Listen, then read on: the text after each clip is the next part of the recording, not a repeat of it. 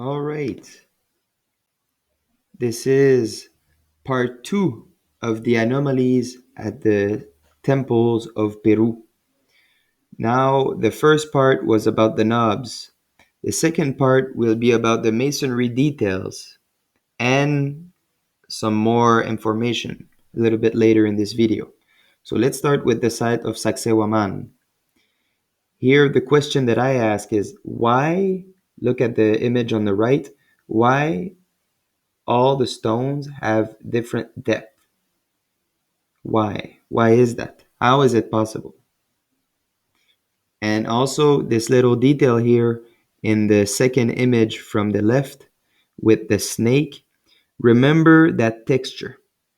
Look closely. Maybe pause the video and look closely. The head of the snake, for me, is the recipient. And then look at the texture. It's like one wave, two wave, three wave, four wave, five wave, six wave. It's like going down, up, down, up, down, up, down, up, and doing a channel. So just remember this. Now, some more masonry details.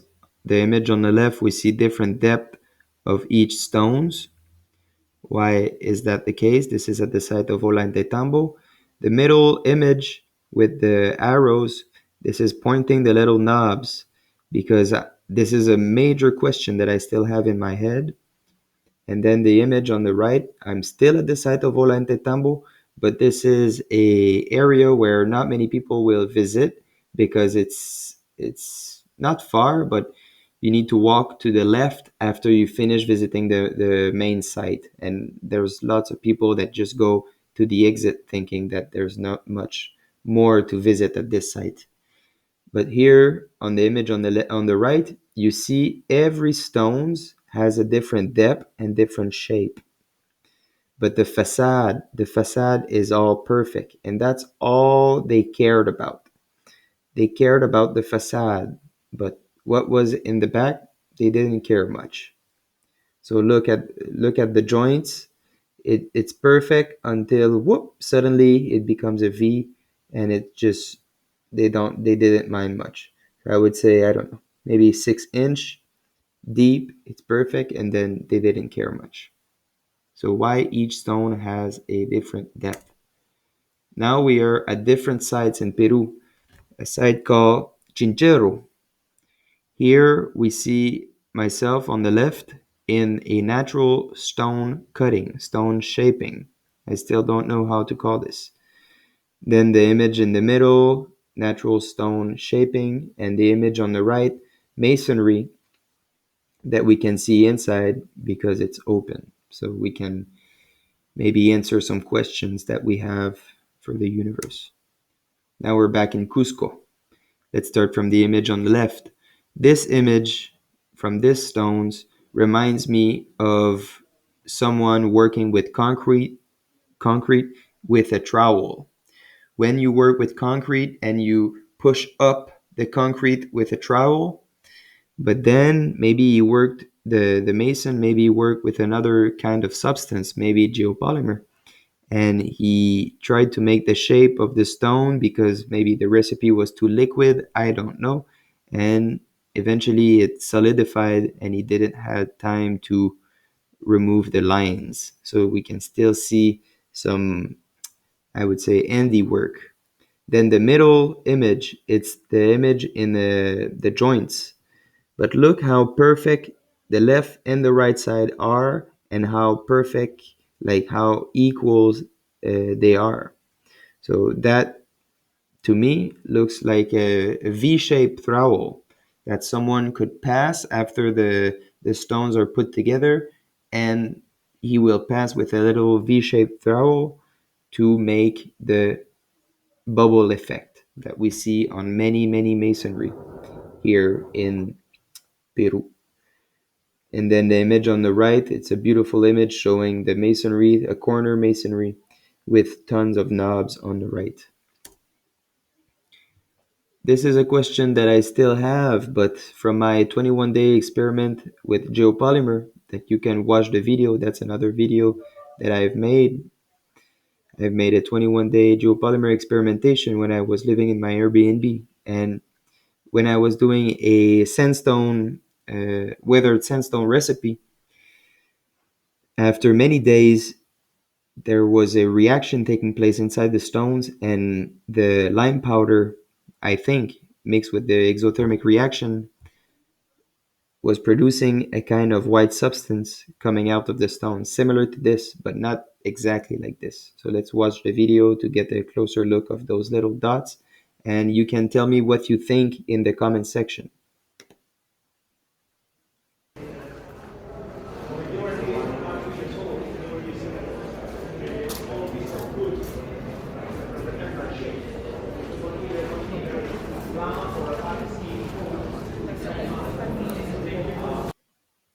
There you go. Now we are at a other site called Pisac. I would say it's a 40-minute drive from Cusco. Now we are looking at the very special junction between natural rock. Look at the picture on the right. Natural rock, which is a lot darker, and masonry, that I think it's geopolymer. Look at the arrow. I'm pointing at some places where the junction between the masonry and the natural stones fit perfectly. Look at this. This to me is one of the evidence that those were poured in place, geopolymer poured in place, because it's fitting with the natural stone shape. Then the image in the middle, I'm showing again the masonry from the top, all different depth, but the facade is perfect. And the image on the far left is to show you beautiful, beautiful blocks of this site of Pisac. Now again, the image on the left, how the masonry fit perfectly with the natural stone. And the image on the right, this is from the site of Machu Picchu. Very difficult to access this place, or not difficult, but I mean, right now I don't think you can access this place because it's illegal or closed. But look at the stonework, the masonry fitting with the natural stones on each side. If those were cut with copper chisel, how can you make this kind of perfection in your masonry? I don't know. But if you use geopolymer and you pour it in place, it will just sink in and go with the shape of the natural stones that is on each side, just like concrete would do. But we're not talking about concrete now, we're talking about geopolymer. So my theory about the molding technique, there is many style of masonry, so I think many different techniques of molding were used. The fact that the depth of each stones is different in the big polygonal masonry might indicate they were poured in place with only a mold for the facade, because as I showed you guys, they cared only about the facade. The facade is looking beautiful because they knew nobody would see inside the masonry, inside the wall. So all they cared about was the facade. But when you are able to see the different depth of the stones, you see that the shape at the back of the stones is very messy. It's unequal, very weird shape. So maybe a mix of pouring in a mold plus some skillful artistic mason work before the stones fully solidify. Meaning two teams were working in together. The first team was pouring the geopolymer and then waiting until the geopolymer was slightly dry, not fully dry. Then removing the mold, going to the right to do the next stone, and the other team behind were the mason. So the masons were coming with little metal tools, making sure all the details are perfect, doing the joints to have the bubble effect, and then continuing like this and doing all the wall. So now let's go to another subject. This is the snakes. We see many snakes on many walls around the temples around Cusco. So this was a big question when I was living there. Why? Why so many snakes? And eventually one day, after meditating many, many days on this question, I thought about something. The molding technique to do the wall. Maybe this is what they are trying to tell us. So I was thinking that the snakes were actually a message from the ancient civilization for the future civilization, aka us, to be able to read the wall, to read the symbols, and find the knowledge. So, what the Masons were actually doing by putting some snakes on the wall, they were sharing the knowledge, but only with the ones who will study those walls, those temples for hours and hours and hours, who will be curious enough to do some research, to be uh, uh, very intrigued by those symbols. So let me show you the left image. There's one, two, three, four, five, maybe even six if you look on the left, six snakes over there. The image in the middle, this is from a big, gigantic rock cliff that contains many natural stones carving, cutting, or shaping. And you can clearly see a 3D snake on the wall. And then let's look at the video on the right. You try to tell me how many snakes you can count and write it in the comment section below, and I will tell you if you got it right. One, two, three, go.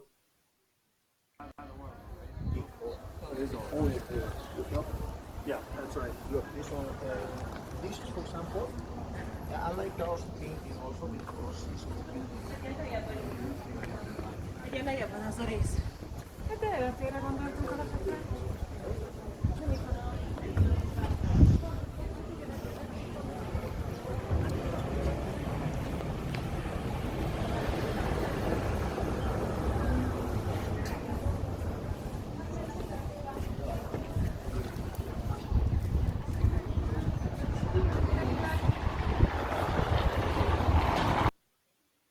So that's it for the snakes.